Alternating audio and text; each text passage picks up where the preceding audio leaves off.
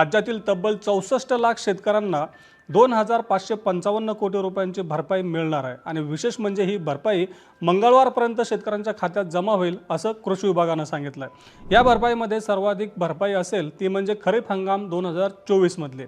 खरीप हंगाम 2024 मध्ये शेतकऱ्यांना जवळपास 2,308 कोटी रुपयांची भरपाई मिळणार आहे।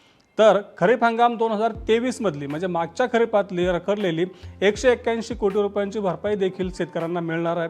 तसंच रब्बी हंगाम 2023-24 मधली म्हणजे गेल्या वर्षीच्या रब्बी हंगामातली भरपाई तब्बल 63 कोटी रुपयांची ती देखील मिळणार आहे। आणि खरीप 2022 तसंच रब्बी 2022-23 मधील 2,87 लाख रुपयांची भरपाई देखील शेतकऱ्यांना आता मिळणार आहे आणि ही सगळी भरपाई मंगळवारपर्यंत शेतकऱ्यांच्या खात्यामध्ये जमा होईल असं कृषी विभागानं सांगितलं आहे। कारण राज्य सरकारनं या सगळ्या हंगामातील भरपाई मिळण्यासाठी जे काही आवश्यक